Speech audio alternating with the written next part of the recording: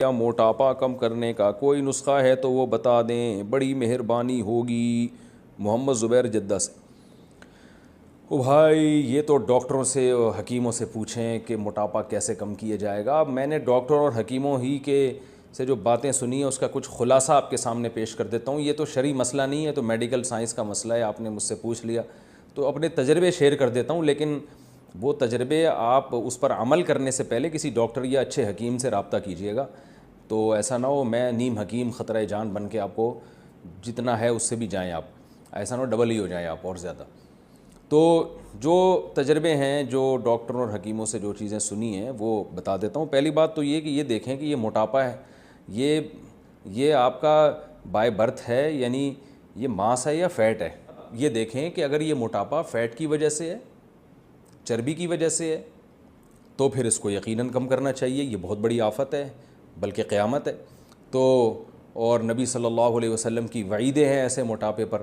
آپ صلی اللہ علیہ وسلم نے فرمایا، صحیح بخاری کی حدیث ہے کہ سب سے بہتر میرا زمانہ، پھر اس کے بعد والا زمانہ، اور پھر اس کے بعد والا، اور اس کے بعد آپ نے فرمایا جھوٹ پھیل جائے گا اور موٹاپا بھی پھیل جائے گا۔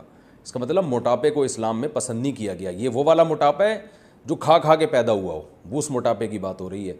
تو یہ والا موٹاپا اللہ تعالیٰ کو بالکل بھی پسند نہیں ہے اور انسان کی صحت کے لیے بھی تباہی ہے۔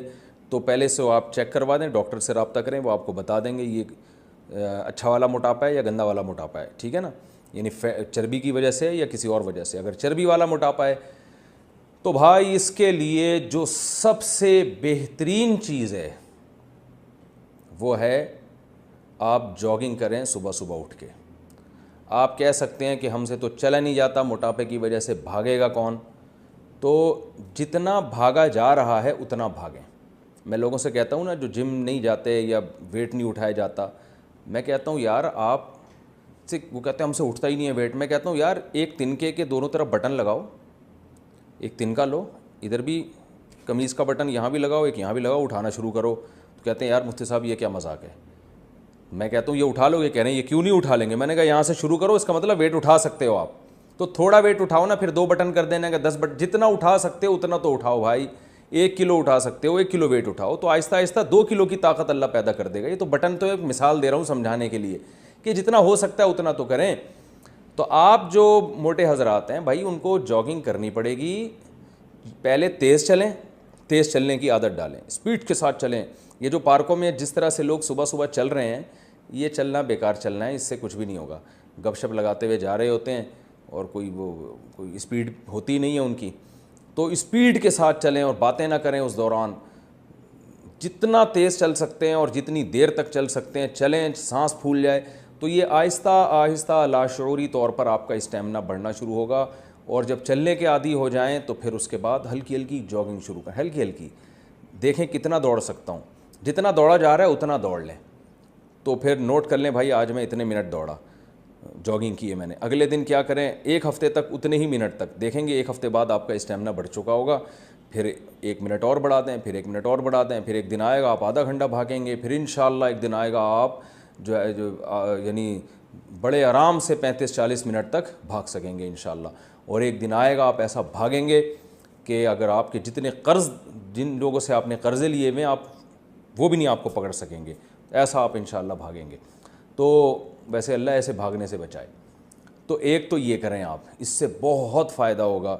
جاگنگ جو صبح کی جاگنگ ہے اس سے بہتر کوئی ایکسرسائز نہیں ہے، ورزش نہیں ہے۔ میٹابولزم بہت اچھا ہو جاتا ہے انسان کا۔ ہمارا میٹابولزم ہے نا جو ہم کھاتے ہیں، تو بعض لوگ دیکھیں بیٹھے بیٹھے کھا رہے ہوتے ہیں پھر بھی موٹے نہیں ہوتے، وہ کیا ہوتا ہے؟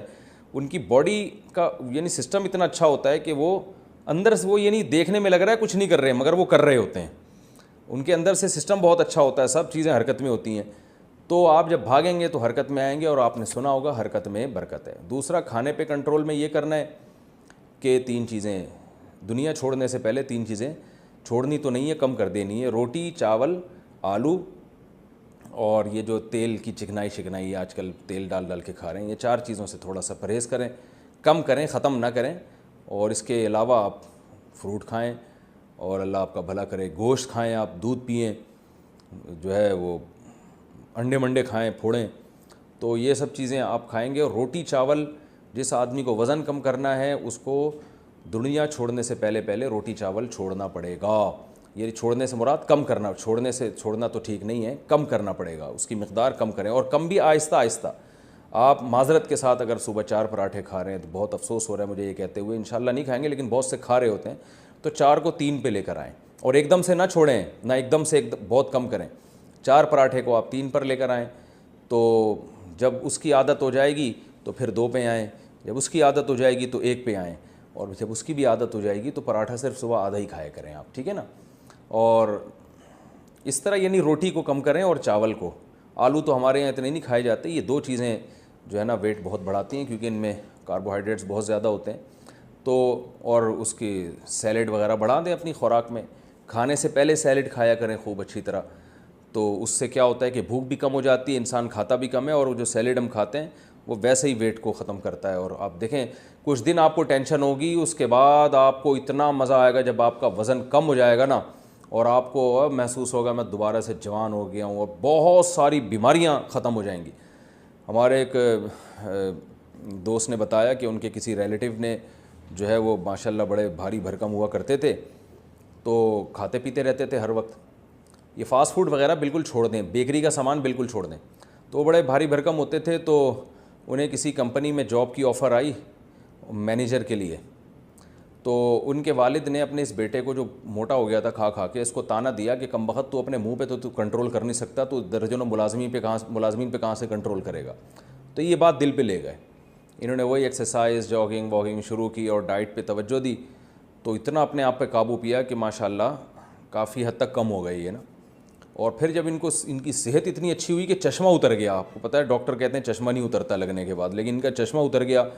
ڈاکٹروں نے بتایا کہ آپ نے شوگر کو 10 سال آگے دھکیل دیا ہے, 10-20 سال آگے دھکیل دیا, کیونکہ یہ جو ان کے ٹیسٹ آئے تھے اس میں بس ان کو شوگر کا حملہ ہونے ہی والا تھا ان کے اوپر, اور پتہ نہیں کیا کیا بیماریاں ختم ہو جاتی ہیں. تو بھائی موٹاپا تو بہت ہی خطرناک چیز ہے. کینسر, ڈاکٹر نے مجھے خود بتایا, کینسر کے اسپیشلسٹ نے, کہ کینسر کے جتنے پیشنٹ آتے ہیں اکثر ان پیشنٹ کی ہسٹری میں جب آپ غور کریں تو موٹاپا ہی ہوتا ہے. تو بہت ساری بیماریاں اس سے, تو منہ پہ بھی کنٹرول کریں اور تھوڑا سا فزیکل ایکٹیویٹیز کو بڑھائیں. یہ میرا ٹاپک نہیں ہے, موضوع نہیں ہے, لیکن چلو ہو گیا. اچھا ایک اور بات ہے, بیری کا شہد جو ہے صبح نہار منہ گرم پانی میں آپ اگر قہوہ بنا کے پئیں گے تو اس سے بھی فائدہ ہوتا ہے. بہت تیزی سے پیٹ کی چربی, یعنی مشاہدہ یہ ہوا ہے کہ جن لوگوں کا پیٹ نکلا ہوا تھا وہ یہ تھوڑا گرم پانی میں جب بیری کا شہد ڈال کے پیتے ہیں, تو بیری کے شہد میں حکیم لوگ کہتے ہیں کہ فیٹ ختم کرنے کی کچھ کیمیکل قدرتی طور پر ہوتے ہیں, سدرا شہد جسے کہا جاتا ہے, تو اس کے بھی بڑی جلدی پیٹ جو ہے توند کم ہونا شروع ہوتی ہے. کچھ لوگ حماقتیں کرتے ہیں, سرکہ پینا شروع کر دیتے ہیں نہار منہ. کچھ یہ کرتے ہیں کہ خالی پیٹ لیمن کا قہوہ پینا شروع کر دیتے ہیں. تو سرکے سے یا لیمن کا قہوہ پینے سے بہت تیزی سے پیٹ تو کم ہوتا ہے, لیکن وہ پیٹ کی واٹ لگ جاتی ہے اس سے, یہ ذہن میں رکھیں. کیونکہ ہمارے پیٹ جو ہے نا اس میں جو تولیے کی طرح دیوار ہوتی ہے, جب آپ سرکہ پئیں گے یا لیمن کو گرم پانی میں ڈال کے, تو وہ ان دیواروں کو بہت شدید نقصان ہوتا ہے, یعنی پیٹ کے لیے نقصان دہ ہے یہ. تو اس لیے لیمن کو گرم پانی میں نہار منہ پینے کی حماقت نہ کریں, اور اسی طرح سرکہ ورکہ پینے کی, جو نہار منہ خالی پیٹ پی رہے ہوتے ہیں, یہ بھی شدید نقصان دہ ہے.